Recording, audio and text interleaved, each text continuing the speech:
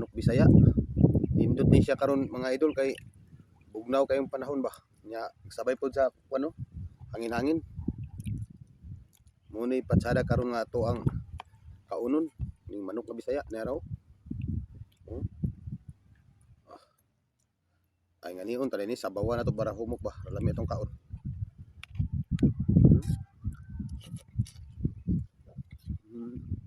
Lami kay mga idol. Nindot gid siya magkinamot kay mapil gid nato tong kaon mo. Kaysa ato ang kutsarahon gagmay ra kay ato makaon. Ngani mo nindot to, tuwang kilamoton.